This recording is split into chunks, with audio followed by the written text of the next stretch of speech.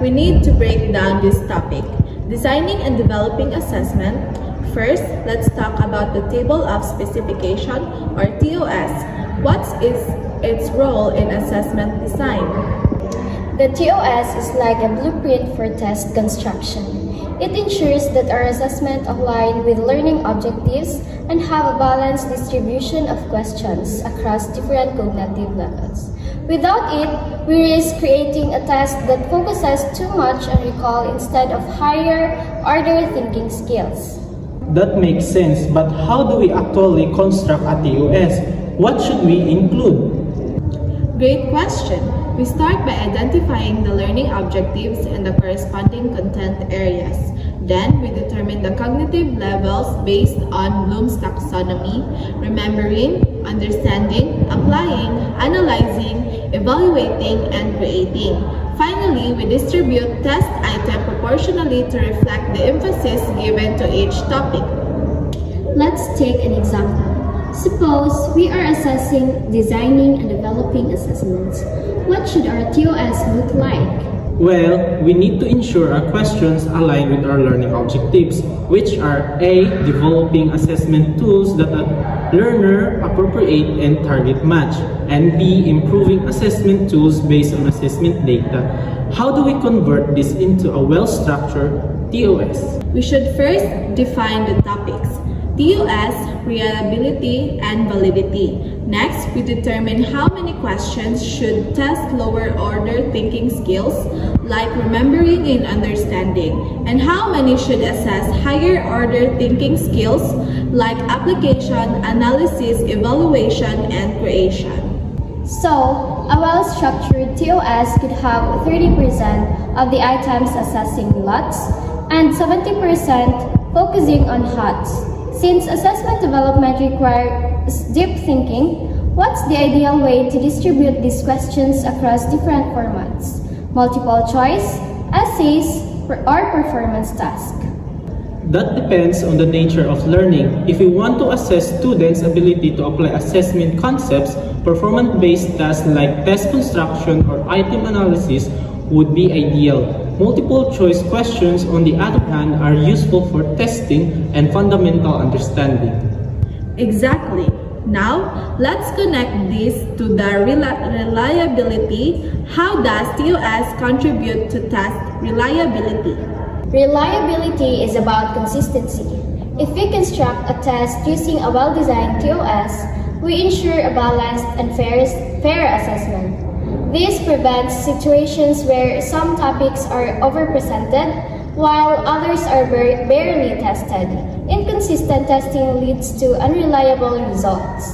That means if students take the same test at different times under different conditions, their score should remain stable, but reliability also depends on the type of reliability measures we use. Would KR20 or test retest reliability be more applicable here? Good question. KR20 or Coder-Richardson Formula 20 is best when we have a binary scoring system, right or wrong answers. But if we want to test stability over time, the test-retest method would be ideal.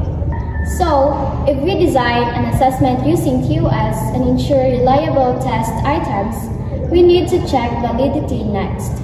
How do we guarantee validity in our assessment tools? Validity ensures that our test actually measures what it's supposed to measure. If our learning objective is about designing assessment tools, but our test only asks about the definition of TOS, then we have a validity problem. That's why we have different types of validity: content validity, construct validity, and criterion validity. Which one do you think is the most important in our case? Content validity is crucial because we need to make sure our test covers the intended learning objectives. If we forget to include questions on validity and reliability while assessing assessment design, our test lacks content validity. What about construct validity? Does it apply here? Yes, construct validity ensures that our test actually reflects the theoretical concept we are measuring. For instance, if we claim that our test assesses students' ability to develop assessments, but we only use multiple choice questions, that's questionable construct validity. We might performance-based tasks instead. That's a good point. Now, let's talk about improving assessment tools based on assessment data. How do we use data to refine our tests? Item analysis helps if a test item has a very high difficult index, meaning most students get it wrong. It might be too hard or unclear. On the other hand, if almost everyone gets it right, it might be too easy. That's where discrimination index comes in. If high-achieving students and low-achieving students perform the same on the question, the item might not be distinguished students' ability well. So, after analyzing test data, we can remove bad items, revise and clear ones, and add more balanced questions to improve assessment quality. But how do we ensure our revised test remains reliable and valid? We need to pilot test an improved version. Administer it to a small group of students, analyze results, and check the reliability and validity again. If the scores remain consistent and truly measured, we can finalize the test. That makes sense. To summarize, first, TOS help ensure fair test construction by aligning questions with learning objectives. Second, reliability ensures consistency in test results. Third, validity ensures our test measures what it claims to measure. And fourth, assessment data helps refine and improve test items. And all of these steps ensure that our assessments are learning appropriate and target matched, which fulfills our learning objective. This was a great discussion. We've covered TOS, reliability, validity, and data-driven improvements.